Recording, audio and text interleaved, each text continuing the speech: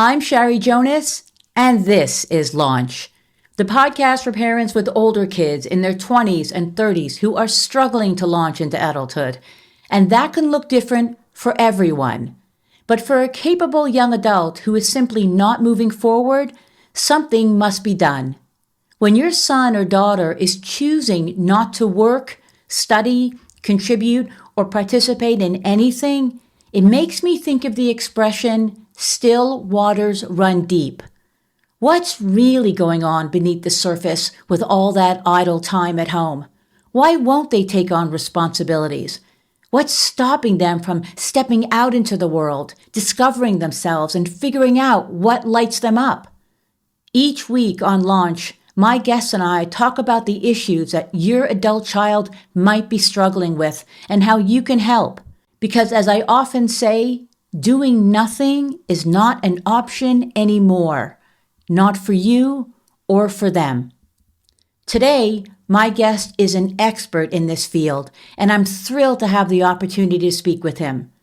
Dr. Mark McConville is a clinical psychologist with more than 30 years of experience specializing in adult, adolescent, and family psychology. He's also a senior faculty member at the Gestalt Institute of Cleveland, where he continues to teach in the areas of child development, parenting, and counseling. In 2020, Dr. McConville published the book, Failure to Launch: Why Your 20-something Hasn't Grown Up and What to Do About It.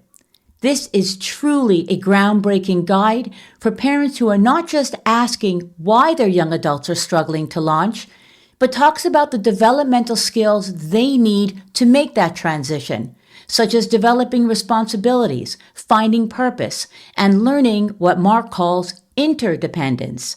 Mark's wealth of knowledge on this topic is, in my opinion, best in class. And although this is just 1 hour, I feel like we could have talked forever. Please be sure to share this episode with another parent who's struggling with the same issues, because I know it will make a world of difference. So let's begin. Hi, Mark. Welcome to Launch. Thank you, Shari. Wonderful to be here. First of all, just want to say that I'm so excited, not just because you're a clinical licensed psychologist with over 30 years of experience working with young adults and families, but your groundbreaking book, Failure to Launch: Why Your 20-something Hasn't Grown Up and What to Do About It, is my absolute favorite on this topic. I am delighted and flattered to hear that. First of all, I love how you place so much emphasis on the family dynamic and the parent-child relationship. That feels so aligned for me and what I believe in, which is not about blaming parents, even though many do feel guilty when I talk to them about their involvement. I'm just wondering, do you get a lot of that in your private practice as well? Well, it's very interesting. I learned my craft back in the age when the goal in working with any adolescent was to get them to age 18. And really, if you could do that, they pretty much, the culture launched them.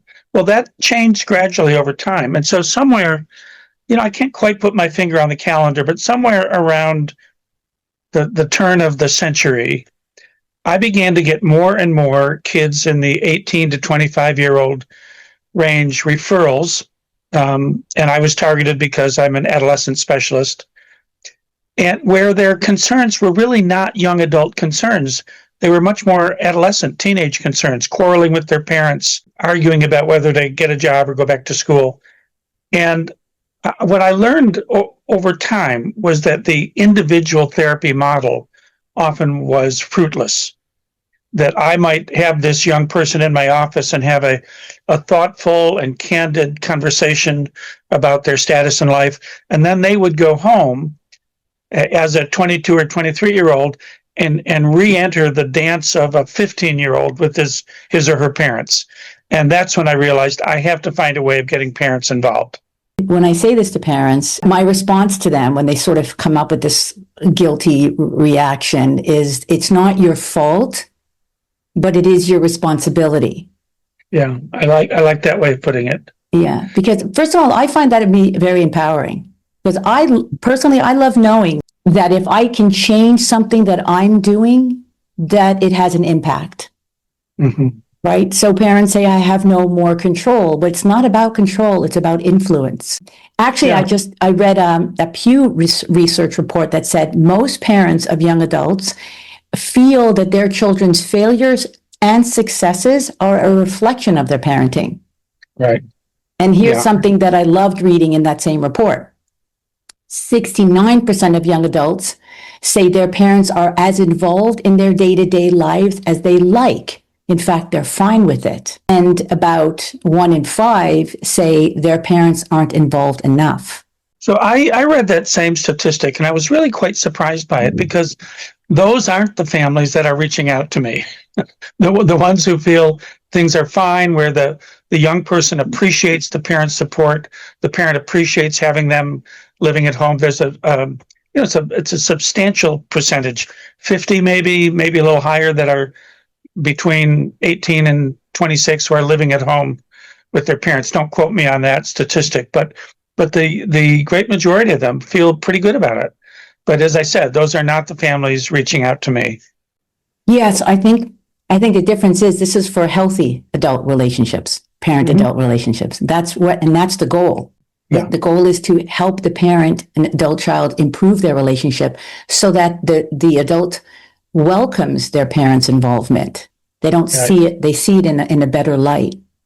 Right. You know? So much of what I do when I'm consulting with parents is trying to help them shift the parenting model or paradigm from the parent adolescent model. You know, if you were, for example, my 17-year-old daughter, it would be my obligation to care for you. And you could be the 17-year-old from hell, but it falls on me to do what I can to continue your education, to keep you out of trouble, to give you guidance. And that's the contract, right? That's the paradigm of being the parent of a teenager. But what I'm running into is 20-somethings who are locked in the same paradigm with their parents. And what I'm trying to coach the parents to do is the language I use is horizontalize. How do you make this relationship more a relationship between adults, granted of different ages, different degrees of life experience, but where it is more of a collaborative relationship between people of equal status? I'll often say to parents, well, now that your 24-year-old has finished education and come home, he is now your housemate, right? Yeah. Don't think of him as your child, think of him as your housemate. And housemates divvy up responsibilities, and they contribute insofar as they're capable of it. So it's a very different set of implicit ground rules for the relationship. Right. We're going to get into that horizontally because I love that concept and I want to elaborate more on it for parents. But before we get too far into the topic and talk about your book, I want to hear more about you. I read your book again after so many years, and I feel like I know you because you do share quite a bit about yourself throughout the book. But I'm sure that our listeners would appreciate knowing what was your inspiration for working with young adults and parents, as you say, and is it tied to anything that you experienced as a young adult? Yeah, that's a wonderful question. Do we have a week or so? Right. Do a symposium. There was some accident involved and some deep meaning involved. My first job out of graduate school was at a large community mental health center, and I was in the department, the outreach department, where a lot of community connection, public speaking was involved. And at the time, well, I've always been a good public speaker. At the time, I was still in my 20s. I was pretty much phobic about it. So I hated the fact that I had to go out and speak to police groups and PTAs and community organizations. And a job opened up in the child guidance section for someone to work with adolescents. And I jumped at it. When I was in grad school, I had taught adolescent development at an undergrad level. And I jumped at it. I felt so fortunate to get the job. And I was informed some months later that I was the only applicant and that no therapist in their right mind in that era wanted to work with teenagers. Therapy was for crazy people. Right. You never had a teenager come in and say, I'm really glad to be here and to have someone to talk to. I mean, today that happens, Hmm. right? But it didn't happen back in that era. So I was kind of thrown into it. I escaped public speaking, which I ended up, by the way, doing a ton of Yeah. as I built my practice. But I just found I wasn't, I was in my late 20s, so I wasn't that much older than the Hmm. kids I was seeing. And I think I developed a knack for earning their trust and for being genuine and trying to be an adult that would make a difference. And when I looked back, I've done a lot of teaching of therapists, learning to work with adolescents. So I've gotten that question, like, why did you choose to work with teenagers? And so in really reflecting on it at a deeper level, I thought, you know what it was? I wanted to become the adult who was missing in my own growing up years. Hmm. I was a mildly troubled adolescent, certainly anxious, did not get along with my dad, who was very strict and old school. Um, and I don't recall having any adult in my life that I felt I could really trust this person. In fact, when my parents took me to see the pediatrician, that was the closest they would come to a therapist. The pediatrician very gently, so Mark, anything you'd like to talk about? I said, nope. Well, your parents tell me that you've been struggling a little bit. Maybe we could talk about it. I said, yeah, I don't think so. Right. That was it. That was the extent of it. But I really do think that it left me with an appreciation of what was missing and the kind of adult that was missing. And I think that's the sort of thread of meaning that has run through my career. Well, thank you for sharing that. We know that young adults today are taking longer to reach some of the milestones, and that more young adults are struggling to launch into adulthood than ever before. Now, some of the reasons are obvious: the job market, wages, living expenses, housing, cost of education, and so on. But since you've been doing this for many years, it's more than just a function of the current economic climate.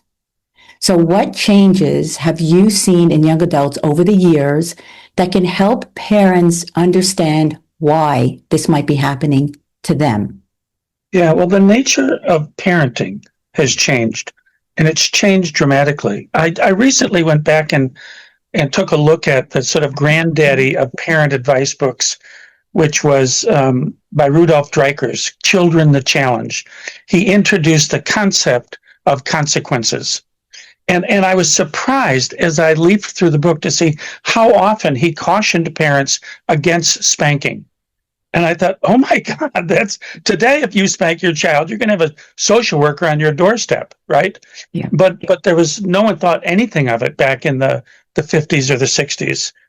So, and then emerged books like How to Talk to Your Children, How to Listen to Your Children So They Will Talk to You, or Parent Effectiveness Training, and which books that were very much about how do you cultivate a relationship with your child such that there is dialogue and there's openness and they're open to your guidance and instruction.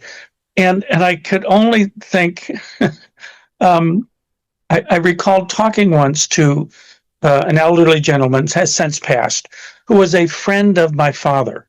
My father was born in 1902. And he was a very, very good father. But this friend, as I spoke to him, said, your father wanted his boys to be responsible, to be educated, to be good citizens. But trust me, he did not really care whether or not he had a relationship with you. And that really was a sign of the times. I grew up in the 50s, right? Whereas today, parents are much more involved. And there's a huge plus and there's a downside. And the plus is kids today are much more supported than they were when I grew up. Last night, my wife and I drove 40 miles to see my granddaughter in a soccer game, right? Whereas when I played high school sports, my parents parents didn't, that was your world, not their world. Yeah. Or I think of educationally, if you are an ADHD kid today, you're going to have a 504 plan, and you're going to have a reasonable shot at finding your way to college and through college.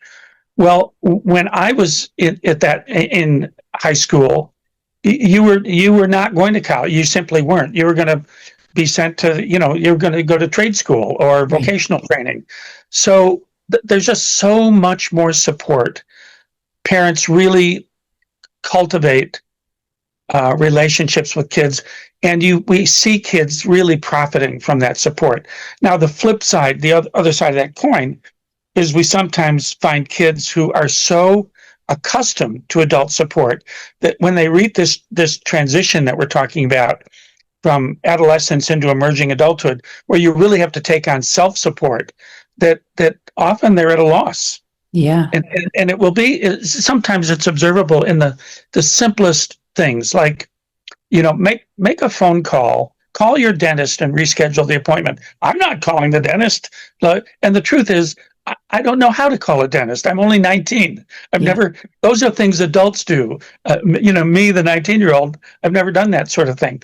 So that's a rather common profile of the kid who avoids taking on simple responsibilities because adults have been so there and so attentive and so supportive. So the support converts on its own from support to enabling. And it's not the parent who's doing the same thing. The same parent who supports is the parent who enables. It's just that the kid in one case uses that support as a springboard. And on the other case, the kid uses the support to avoid developing and taking on responsibility. Which is my next question. The question that plagues parents. So I have to ask this. When they come to you with their young adult who's struggling to launch, while the other children are hitting their milestones, how do you explain that? And maybe you just did. But in other words, why does one young adult in the same family launch while another doesn't? Well, first of all, this is a bit of a cliche, but children in the same family don't actually grow up in the same family, right? They grow up in a different family. If I'm the high IQ kid in my family, and my brother or sister isn't quite as good a student as I am, they're going to get a different kind of parenting directed at them. They're just those differences are quite significant. The profiles, there's a handful of profiles that I run into with kids who aren't growing up. Sometimes it's fairly evident there's significant mental health problems. This is a kid who is depressed or who's had acute social anxiety and maybe never got into therapy or got caught up in the pandemic where a lot of kids were deprived of socialization that tended to mitigate social anxiety. So sometimes there's a mental health issue. Sometimes, the parent describes a kid he's up in his bedroom smoking weed, even though there's a house rule against marijuana.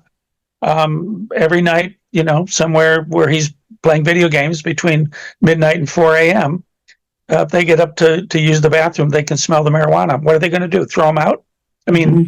I suppose they could. My father would have, right. For sure. But today's parents typically don't want to do that. Right. So in other cases, it's just the kids who are facing the same, you might say, uncertainty about growing up that probably you and I both faced. New circumstances, being called on to do things that we hadn't done before, having to interact with the adult world. But we did it, and we gradually, discovered we can do this. And a lot of these kids that I run into they're not taking that step. They're just not putting themselves, they're not getting an after-school job, for example. Mm-hmm. They're not sticking it out in college. So they're not having the experiences that build confidence over time.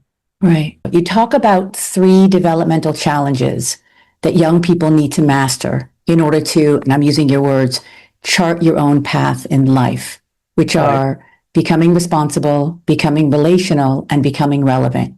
Do you want to talk a little bit about them? Yeah. Okay. Yeah. I think my favorite of them is the becoming responsible, because everyone thinks they know what that means. And I'm really talking about a very nitty-gritty kind of responsibility. It's the sort of thing, making a phone call, paying a parking ticket, getting your license renewed, that sort of thing. Just a little nuts and bolts of adult life, not very dramatic, but you and I do it, and it kind of keeps our life on track. And I encounter kids all the time. I have a favorite story about, I'd seen this boy in therapy when he was maybe 14, 15, 16. Hadn't seen him in several years, and I got an email from him. He's now a college student, 19 years old, and he says, "Can I come in and see you?" And I said, "Sure." So he comes in with his mom, right? And the two of them take a place on the couch and immediately they clearly had been quarreling in the waiting room. They picked up on the quarrel, and the quarrel was, the mom is saying, the boy is a summer job, and she's saying, "You need to call the dentist's office to reschedule your appointment." And he's saying, "I didn't make that appointment. You made that appointment. You call and reschedule." And I'm just sitting back thinking, this is really kind of interesting. So after about 5 minutes of them going round and round and round, I intervened. I'll call him Josh. I said, "Josh, what do you think happens when somebody calls a dentist's office to reschedule an appointment?" And he said, "Oh, they probably get pissed." And I thought, oh, okay. Now, anyone who knows anything about medical care knows that dentist offices have the highest rate of no-shows, right? So if you call to reschedule, they want to kiss your forehead and send you flowers, right? They're so delighted. So I turned to the mom and I said, "Would you call the dentist office on speakerphone and reschedule?" So she did, right here on the couch. She calls, and of course, "Oh, Mrs. Jones, thank you so much. No problem. How about this date? How about that date?" And she gets off the phone, and I did this thing to Josh that my mother used to do to me over the top of my glasses. Right? And he just goes, "Oh." And I thought, that in a snapshot is, he's 19. He doesn't know how the adult world works. He thinks he should. He's really embarrassed that he doesn't. And the things he doesn't know are remarkably simple. I had a 26-year-old who came in for a session, and his dad had given him a check. And the check had the dad's signature. That's all it had on it. And the kid takes the pen, and he balks, and he hovers over the check for 30 seconds, and then says, "How do you fill out a check?" And I think, well, none of us knew how to fill out a check until someone showed us how to fill out a check. Right. But those are these little responsibilities. And what makes them, I think, so intimidating is they feel to the kid like these things are what adults do. And so doing them and taking them on is like stepping into the adult world. And you know what? I'm a frightened, anxious 19-year-old. I'm not quite ready to do that. Right? Not to say there aren't some kids that just boldly go forth, but there's so many little skills that kids avoid because they don't. College kids who won't call to order pizza, right? Right. They find someone on the floor. Will you call? So that's those kinds of little responsibilities that are really just managing your life. The relational thing is the relationships that get us into adulthood, from adolescence into adulthood, are more functional than the sort of friendships we had in high school. Mm-hmm. I remember being in a fraternity in college and turning to older, I'm all of 18, and the 21-year-old seems so grown up to me. And I would turn to them and say, "How do I do X?" Or, "I want to change a course. How do I go about doing that?" And they would say, "Oh, well, they give you a simple bit of instruction," so that you get this sort of fragments of mentoring, sometimes from peers. You find someone that's your peer that they know how to do something you haven't done yet. And so you're learning from others. It may evolve into a mentorship with a professor or an employer, but these are relationships that become really integral to our growing up process. And what my colleague Gordon Wheeler says the opposite of dependence. And all these kids don't want to be dependent anymore. They might be, but they don't want to be. Right. He says the opposite of dependence is not independence. It's interdependence. I love it. And I absolutely buy that. But so many young people, particularly males, think that to be a grown-up, I've got to do it all on my own. And yet here I am, 19, and I don't even know how to call a dentist office. So I'm in this kind of catch-22. I feel like I have to do it without consulting anyone. And yet there's so much I don't know how to do that I become frozen in place, right? And that's the profile that I run into. And trying to teach those kids to use relationship. That's a lot of what therapy is with kids this age, is I become a coach, a mentor. Oh, I know how to do that. Let's make that call together.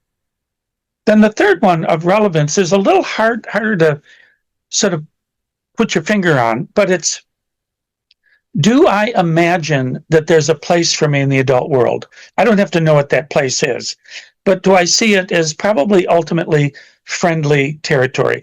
And the way I sign up for that is I get a job that could lead somewhere. Maybe I join the armed forces. That's a way of saying these are all things that I would consider apprenticeships for adulthood. Going to college and taking on the role of being a college student. I may not know what I'm going to be doing at age 30, but if I'm taking college classes at age 20, I'm kind of pretty sure I'm going to be doing something in the adult world at 30. I may not know what it is, but I'm signing up for it, and I'm becoming an apprentice. And that's that sense of relevance versus kids who I see who are in avoidance of the adult world. Their world is a video game or a video game community or YouTube or something that they're doing in their bedroom between 11 p.m. and 4 a.m. Right. that doesn't lead anywhere. They're in something like, I sometimes call it a bubble world. Right. They're in a world that really doesn't have any sort of, there's no conveyor belt into the future. That's right. Okay, so this is, I believe, when my favorite, I think, is becoming relational, because this is where we talk about horizontaling, correct? Yeah. I think of the horizontaling as, if I'm that kid, how does my relationship with my parents evolve? Right. Whereas when I think of the changing my interpersonal world, it's really reaching beyond my parents. True. And finding other people in the world, whether it's a peer, an older sibling, an uncle, a professor, a coach, but someone that knows more about living than I do, and I may turn to them. I do this now with my own friends all the time. Most of my friends are businessmen. I'm really, my practical business IQ is not impressive, trust me. And I will turn to them and say, how do I do this? How do I go about this? Say, oh, well, here, they've been through it, they've done it. That's what I mean by widening your interpersonal world. But horizontaling is, on the kids' end, it's very interesting. There's two sides to it. I'll say on the parent side, it's beginning to treat your transitioner as an adult. Mm-hmm. And I'll tell you where I learned this most acutely was the year after my daughter went to college. I was a consultant, I am still, at a private girls' school that's in Shaker Heights, Ohio. And there was a student who had left the school because she and her mother moved to Washington, D.C. for 11th grade, and she desperately wanted to come back and finish her 12th grade year in Shaker Heights. The school needed to find a place for her to live, so they approached me and said, would you house her? Would you take her in? And the interesting thing is, I had seen this kid at the school when she was a 9th grader, and she was a bit of a rabble-rouser. So I'm not sure what bad judgment possessed me, but maybe because my wife and I were so brokenhearted that our daughter had gone, that we took her in. Her name was Ashley. And it was honestly the smoothest year of parenting. And my parenting was smooth. My kids, they were not failure to launch. They were great kids, easy to parent. But Ashley, it was just, our relationship was adult to adult. Yeah. And the sort of example was, she was a cigarette smoker, as were many people back then. And I just said, I figured whether she smokes or not is not my business, right? The future of her lungs her health, not my business. We might have a conversation about it, but not my responsibility. But smoking in my house, not going to happen. So it's simply not going to happen. And if you need to find a place, and back in those days, you probably could find a rental where you were allowed to smoke. Smoking was much more common. And I had that conversation with her, and she said, no. I live 5 minutes from the school. It was very convenient. And there was a day in February where my wife went up to the second floor, and from the third floor suite, she smelled a whiff of cigarette smoke. And that evening, we sat down with Ashley and said, I had been a smoker when I was a teenager, so I kind of understood. And it was a very civil conversation about, would you like us to help you find a different place to live? No, she said, I'm so sorry. My bad. And the rest of the year unfolded very gracefully. And it's sort of reflecting on that over, subsequent years, what made it so different and so easy. And I realized it's because I didn't have responsibility for her, and I could set the expectations as I would for an adult.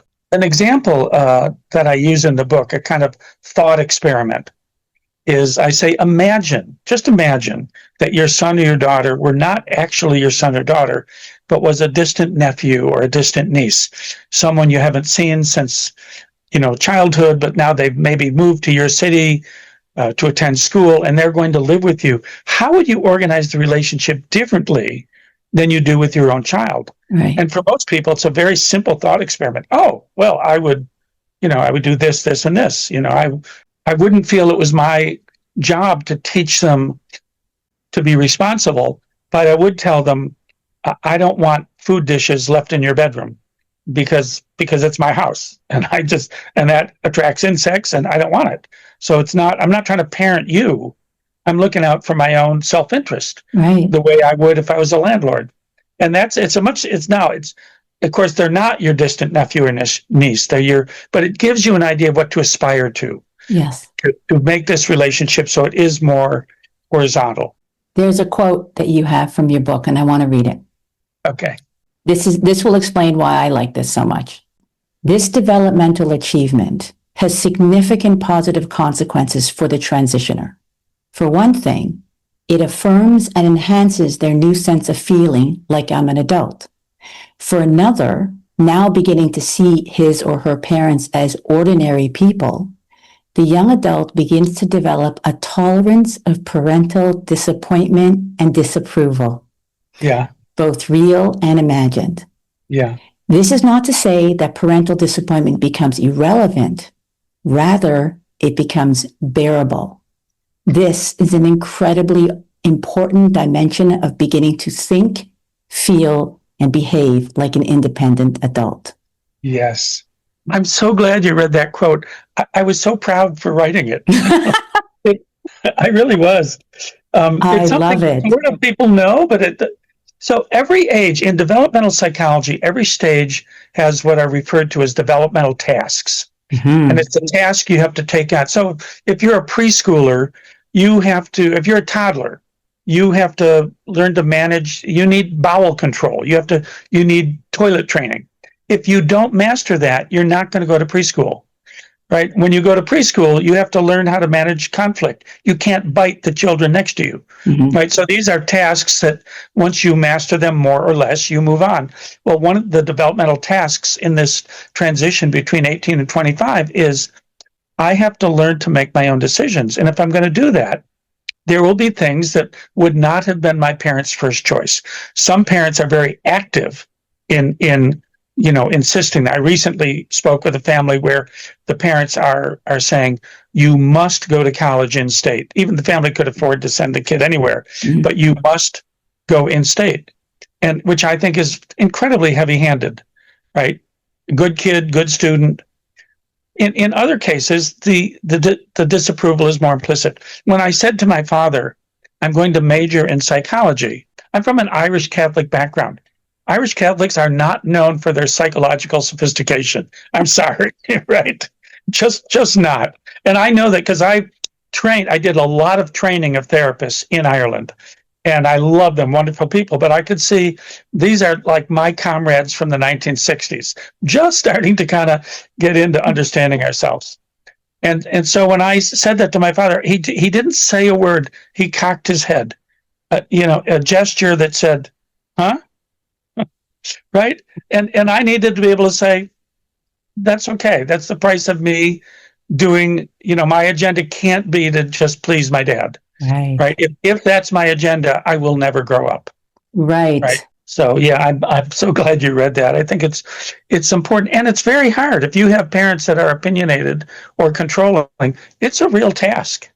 It's a real task. Then when you choose a partner in life, that often that's an issue. I happen to be a golfer, and there's a kind of golf shot that is referred to as the son-in-law shot. Oh, that was a son-in-law. Well, what do you mean a son-in-law? Well, it's not exactly what I had in mind, but it'll do. Right? Fantastic. I love that.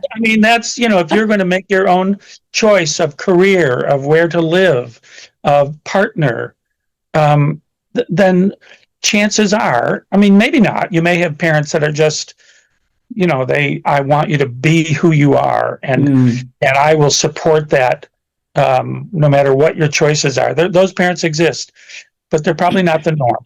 The young adult that I'm getting is very affected and influenced by their parents.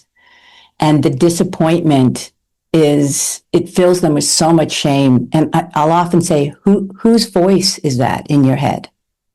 Because is that you speaking, or is that your parents speaking? Yeah, I love that. That's a wonderful question. Yeah. A wonderful question. But there's an interesting, that's a very complicated issue. Most kids who are not growing up, I would say in my sample of, I don't know, somewhere between 500 and 1,000, shame is a part of the picture probably 90% of the time. Here I am, I'm 22 years old, and I'm not finishing school, and I'm not doing anything particularly productive, and I'm seeing my old classmates moving on. It's pretty reasonable that I'm in some way feeling bad about what I've accomplished in life. And sometimes the parent really is disapproving in a way that makes things worse. But there are other times that the parent really just, what can I do to help? And what the kid does is projects their own shame, their own, I'm a disappointment to myself, but I'm not yet, you might say, emotionally mature enough to own that, to say, the problem here is my self-assessment. So instead what they do is they project it. Yeah. And they say, my parents are not accepting. They're disapproving of me, which may be true, but I'm just saying there are times that it's not true. I love your question. Whose voice is that? Yeah. You write about 3 specific skills that young people need. I think you might have touched on one of them, but just so we're clear, purpose, responsibility, and interdependence, which you talked about, which I love. Interdependence. It's not a word we hear a lot about. So I'd like to sort of elaborate a little bit, but those 3 specific skills, when you see a young adult who is lacking purpose, what do you suggest to them? And in fact, do you have any suggestions for their parents? Yeah, the first thing I do is I go looking for where is there a hidden sense of purpose. The example I use in the book is a kid who was incredibly involved in a game that I don't know if it's still popular, but it was very popular, called World of Warcraft. I remember that. It's a role-playing game. And so it's not the kind of thing that he's going to turn to his parents or the adult world and say, yeah, but I'm really good at the World of Warcraft. But that was his inner sense of, I'm really good at this. And it's very meaningful to me that I'm good at this. And so I first try to understand that sense of purpose and meaning in their own language, which often will be something that is not relevant to the adult world, right? But when you are a therapist, you have to go to the client. When I taught adolescent therapists, the image I would use was the therapist as a kind of anthropologist. And I was thinking of Ruth Benedict and people like that, where they would be in a third world culture And their job was to get invited into the village and to go into the village and to be respectful and to learn the ways of the villagers, to learn their customs, their rituals, and their traditions. And I would say that's how when you're working with a young person, you have to go into their village. You have to find out who are you on your own terms, right? Before I'm going to start, if you're a 16-year-old who's got D's and F's on your report card, I'm going to start by trying to understand how it is you're such a good skateboarder and what that means. And how does one get to be that good? And when I was younger, I took several lessons in skateboarding in the parking lot of my office building, right? Right. And I have to go there before I can say, so, what are your thoughts about schoolwork and what are you going to do after high school? And how do you feel about the fact that, you stand out in your family as not being interested in school? Where I want to know, let's have that conversation. But if I start with that conversation, I'll get fired. Right. So I have to meet them on their terms. When I'm meeting that person, the first thing I try to do is find out if there is some sense, and often it might be in the arts. I'm actually jumping ahead, but you're not concerned about their final destination. You want to figure out two things: what they like and what they're good at. And I think that's what you're trying to say. That's what, who are you? And little side story, when I was really young, I had to write this essay, Who Am I? I will never forget this essay. I'm sure I still have it. It's in cursive writing. Who am I? And it was almost poetry. And I just kept writing, I am. And it was it allowed me to really kind of figure out myself, this level of self-awareness that I've had since I was very young. In fact, Zig Ziglar, I used to listen to his tapes because my dad wanted me to. And there was a book that he gave you when you bought all his cassettes. And it was just a blank journal. And it said, write down everything you want to be, do, and have. And the being was so powerful because we focus so much on, we say to kids, what do you want to do? What do you want to do? But I say to young adults, who do you want to be? I love that. It's a much more answerable question. The kid who's completely lost as far as what career path or what to major in college can often still answer, this is the kind of person I want to be. So I love that you're a step ahead. When I ask that question to these young adults, their facial expressions light up. Somebody's finally asking me something that I can answer. Yeah. So, So that's purpose. The next one was responsibility. And I think you touched on that, managing life, holding jobs, all that. Okay. Yeah. Let's talk about interdependence. And that's the idea. Again, you touched on that. Learning how to depend on others and having others depend on you. Right. Exactly. Right. Because relationships require, a healthy relationship, I should preface, requires reciprocity and mutual responsibility. Right. Yeah. There's a book written by a colleague and dear friend of mine named Gordon Wheeler, and the book is titled Beyond Individualism. And what he does is looks at how in Western culture, particularly the United States, and particularly in male culture, there is this image of the solo person, the Rambo, who's in the jungle doing it all on his own, and that individualism is the sort of peak attainment. And what Gordon points out is that is completely mythic. It does not line up with reality. And he has this exercise that I've done the exercise with him in workshops, but he presents it in the book. The exercise is just pure genius. He says to the reader or the workshop participant, recall a time in your history when you felt completely inadequate. You felt deeply flawed. I'm not what I'm supposed to be. There's something really wrong with me. I'm insufficient to whatever is being asked of me. There's no one that I've seen could not come up with that, right? Everyone can remember the time when, right? And it might have been a particular incident in 7th grade, or it might have been their entire high school career, or, and then he asked them to name and describe what it was about them that was flawed. Well, I wasn't enough of this, and I didn't know how to do that. and I made this decision rather that decision. And then he asked the real question, which he says, okay, going back to that scene, what is it that what addition had it been present, whether it's a person, a resource, a circumstance, if that had been present, it would have solved the situation for you. And it might be like, well, gosh, if I'd had a Latin tutor, I would not have, failed Latin in 12th grade and had to take summer school.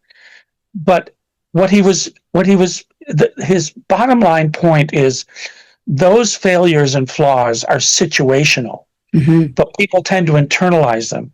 I'm the problem, or I was the problem, right? And he's saying we are not an entity unto ourselves. We need resources and people and support in the world around us. It's all relational.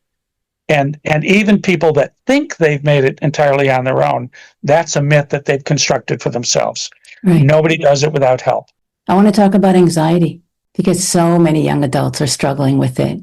We all know that anxiety is a natural consequence of uncertainty. But when it comes to these kids, it's a whole other level.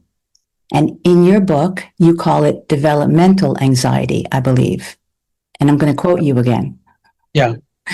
The promotion to adulthood opens up a new horizon of expectations and benchmarks.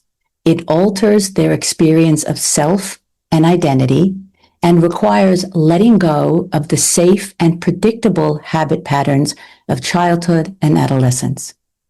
Yeah. I really want parents to see why their adult kids are so afraid to step into the world, why there is so much avoidance and resistance. Easiest way I have found to get parents to grasp that is to ask them if they have ever been promoted or taken on a new job with new responsibilities. Because virtually everyone, most sane and healthy people who are promoted have something called promotion anxiety. My boss thinks I can take on these new responsibilities, but they're actually new for me. I'm untested. I'm a little bit, I'm a little uncertain because I haven't proven myself yet. And most adults can identify with that. I said, well, your kid is going through that, but on a much grander scale, right?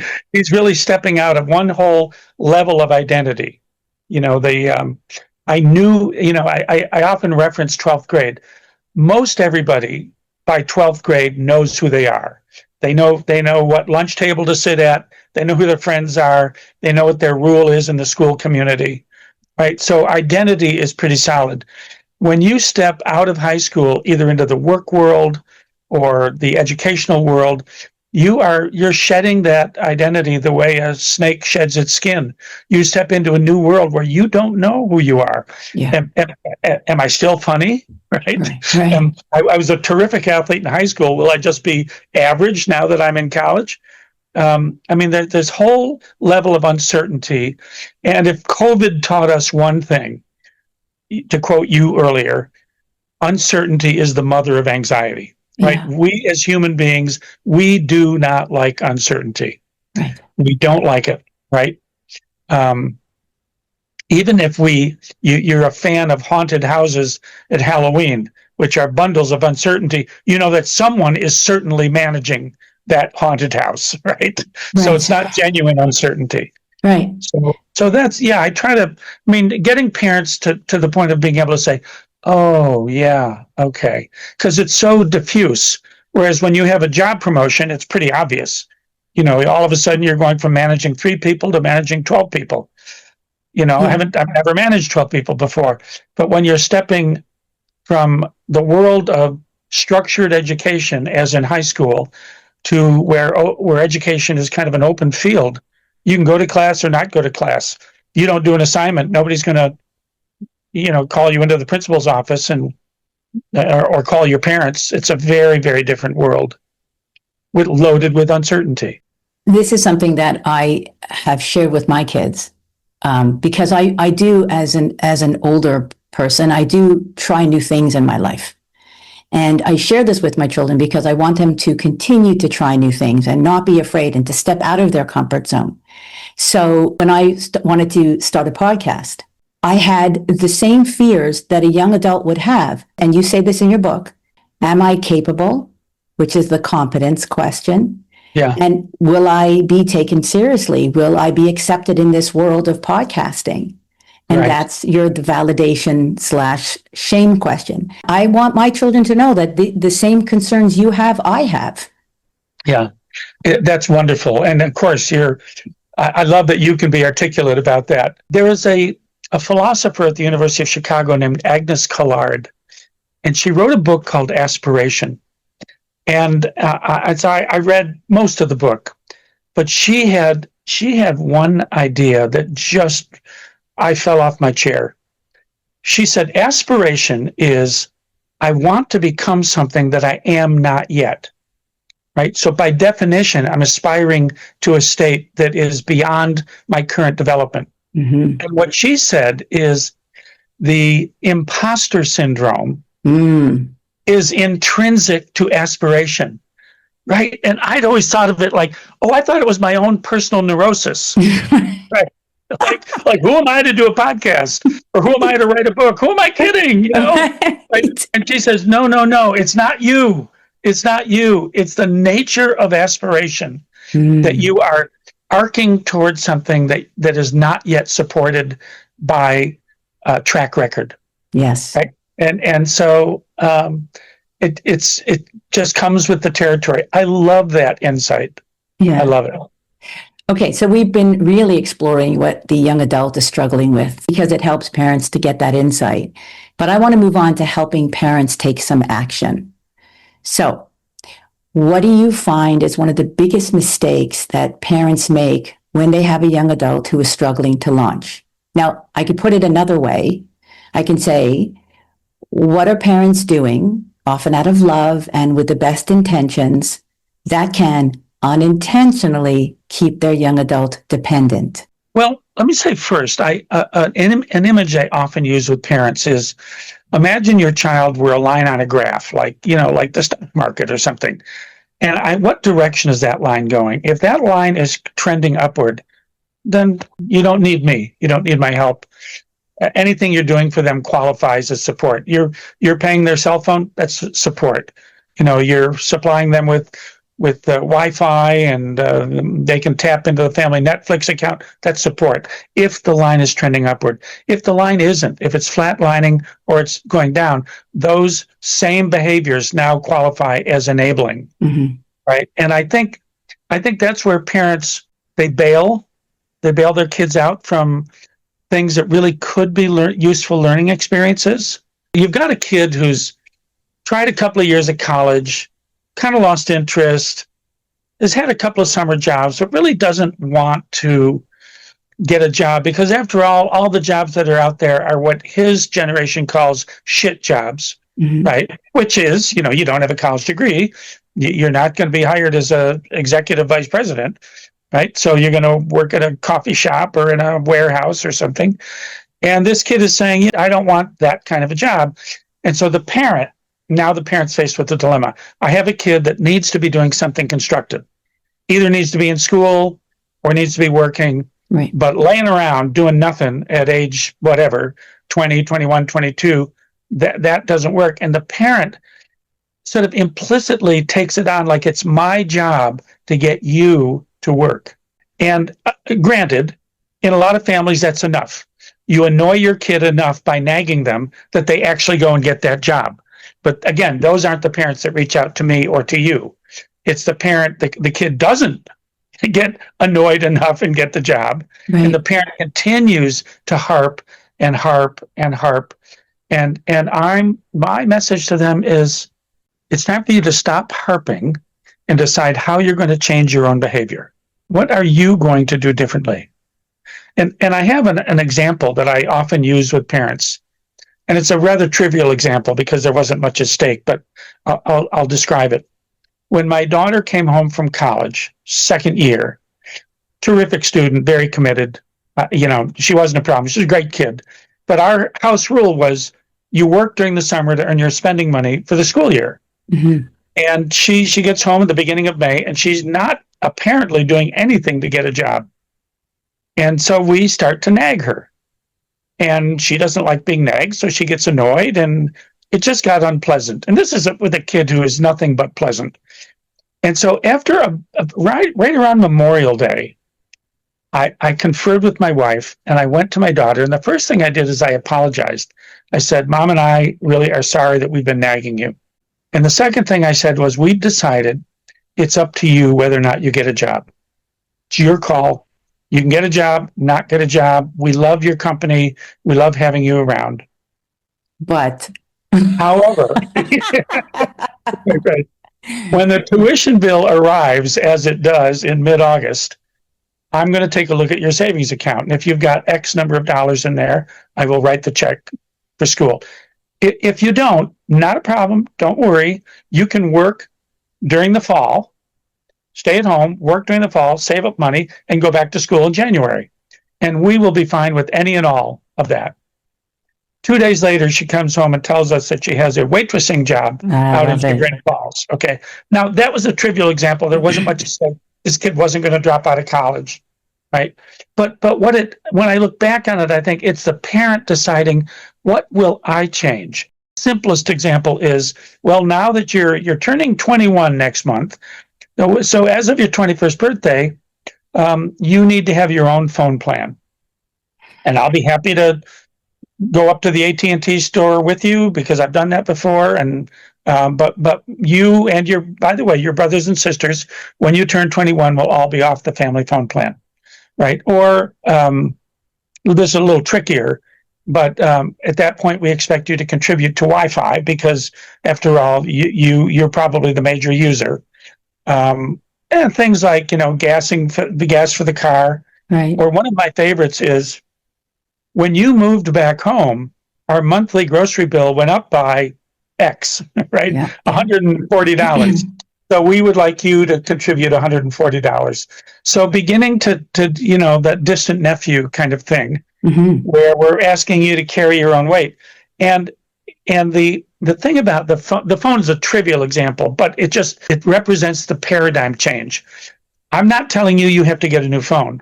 I'm just telling you will be off the family phone plan. Right.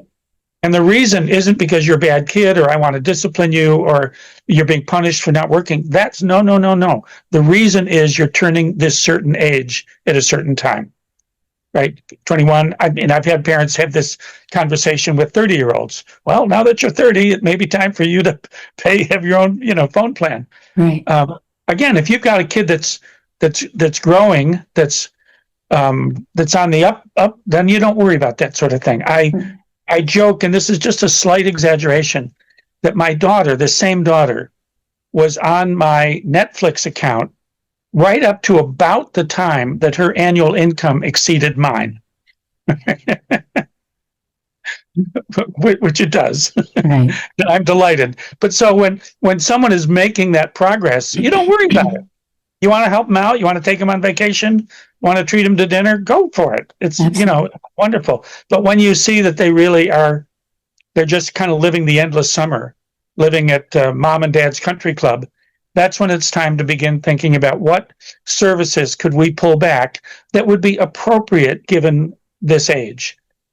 And timing is always, if it's tied to a birthday, to a date that's not, it's not just me changing my mind. It's the fact that you're turning this age, or it's that we're reaching January 1st of a new year. Right. Or if you've just left school, we're reaching what would have been the next new semester. Right. So there's something outside of my parental intuition, but there's some objective benchmark that tells us it's time for a change. What do you say to parents when they cannot get their young adult to find a job? Well, it's like, how do you turn over issues or responsibilities? By the way, the first order of business is a kind of diagnostic. Like, what is this about? Is this kid fundamentally capable, or are they at least functionally disabled? Right. And if you're functionally disabled, that's a whole different project. You say, you are my clinically depressed daughter, and you are, in fact, significantly depressed, and you are refusing treatment. The problem of how do I manage, that's a whole other interview for us, because that's a tricky and delicate problem. But I'm not going to if the issue is you really can't work because you're so profoundly depressed, you can't get out of bed, then for me, pursuing you have to get a job is just a waste of time. Correct. It needs to be what has to happen so that you are seeking treatment. And that's, again, I have a bag of tricks for that as well. I have one more question. Parents cannot motivate their adult children as hard as they try. It's one of the biggest issues that I come across. What do you suggest that they do? I give a chapter to this question in the book, and we think of, I have to get you to do something, right? So I'm trying to motivate you. I'm trying to stir or trigger some intrinsic motivation on your part. And parents, by the time they reach out to me and probably to you, they've already played that card every way they can. And by definition or self-selection, it hasn't worked. There's a different kind of motivation that has to do with necessity. It's why I get my income taxes in on time. It's why I have the oil changed in my car. I don't want to do either of those things, but I know if I don't do them, that I'm going to pay some kind of price, and that's necessity. And so the thing of, it's time for you to be on your own cell phone plan. I'm not trying to motivate you. I'm just creating a circumstance where you are likely to respond to it with some motivation of your own. I mean, I've had the occasional kid in a spirit of defiance say, well, then I won't use a phone, where they sort of construe it as a power struggle move from the parents. But if the parents really aren't, I'm just saying at this age, this is appropriate for you to carry this bit of financial responsibility, then it leaves the kid with a dilemma. And the dilemma is, how do I pay for a phone? Right. So what you're saying is to create the circumstances or the conditions. Yeah, exactly. Got it. Okay. Right. I have to ask you this because I always do leave on a positive note. After so many years of working with young adults and their parents, what hope can you offer them? What hope? Most people eventually grow up. Growing up in today's generation is a much different and longer process than many of than the parents went through. Jeffrey Arnett's research shows that most young people today don't report, I feel like an adult most of the time until their late 20s, right? Whereas, I'm probably a generation older than most of the parents consulting you, but in my era, nobody cared if you felt like an adult or not. It never occurred to me to ask that question, right? Yeah, I mean, that's the hope, that most kids do grow up and things happen. I have run into families that were so profoundly stuck. And then what happened is dad retired or mom retired and they had to downsize. Right. And so now they're moving into a 2-bedroom condo and they turn to their 26 and their 28-year-old and say, hey, fellas, really sorry about this, but as of November 1st, you're going to have to find your own place and I'll do everything I can to help you. Yeah. And I have my friend Joe, the realtor, he'd be happy to help you out, but we will not have a place for you. So eventually circumstance often conspires to create necessity, even when parents themselves have not been able to orchestrate it. Mark, thank you so much for joining me today. You've given us such incredible information, and we've only, I feel like, touched on some topics. So I really hope that parents go out and buy your book because you've explained so much of this in greater detail so beautifully. But honestly, truly an honor and a privilege to have you here. And I hope that you can come back again. Well, I think the honor and privilege is mine, to be truthful. Oh, thank you, Mark. Thank you so much. All righty. You take care. You too. Bye. Just a quick reminder that if you enjoy listening to Launch, hit the follow button so you never miss an episode. And if you know another parent who would benefit from it, please share this with them. I very rarely ask, but apparently leaving a rating and review is one of the best ways for Launch to reach more families who are looking for answers. As always, thank you for listening.